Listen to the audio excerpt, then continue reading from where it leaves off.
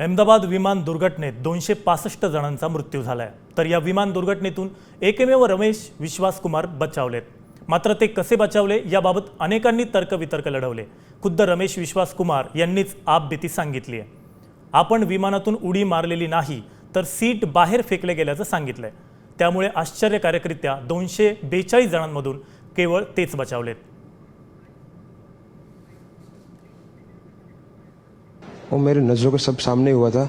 मेरे खुद को भी बिलीव नहीं होता कि मैं कैसे उसमें से ज़िंदा बाहर निकला, क्योंकि थोड़ा टाइम के लिए तो मेरे को लगा था कि मैं भी मरने वाला हूँ।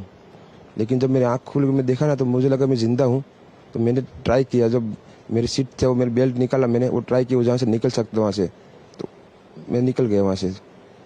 मेरे नज़रों के सामने एयर होस्टल और दूसरे आंटी अंकल सभी उसमें मिस हो गए थे सभी। टेक ऑफ के बाद 1 मिनट के अंदर ही जब टेक ऑफ हुआ ना तो सडनली 5-10 सेकंड कैसे लगा जैसे स्टक हो गया वो। बाद में से मेरे को लगा कि कुछ हुआ।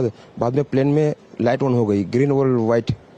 बाद में वो पता नहीं वो प्लेन टेक ऑफ ज़्यादा करने के लिए वो रेस तो बोलते हैं क्या, रेस दिया होगा ऐसा कुछ, और सीधा स्पीड में ही घुस गया जहाँ वो क्या था वो हॉस्टल था एक हॉस्पिटल का। हाँ, हॉस्टल में। तो मुझे दूसरे के बारे में मेरे को पता नहीं, लेकिन मैं जहाँ लैंड हुआ था ना वो नीचे की साइड थी, तो जहाँ वहाँ थोड़ा पेस भी था प्लेन के जब बाहर।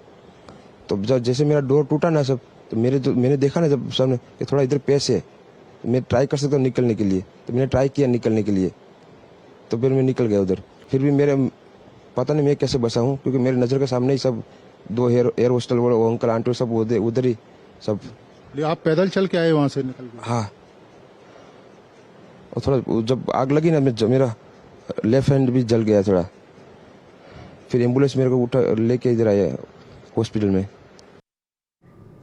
मंगेश, आता जी बातमी तू वाचलीस ना, तर ही घटना काल दुपारची आहे, तर तुझ्या कानावर ही घटना पडलीच असेल। म्हणजे खरं तर चमत्कारच म्हणावा लागेल। 242 जण या विमानामध्ये होते आणि वाचला फक्त एक आहे। तुझ्या भावना नेमक्या काय? अतिशय दुःखदायक ही घटना आहे। मी काल एडिटिंग करत होतो आमच्या स्टुडिओमध्ये आणि तेव्हाच मी पाहिलं।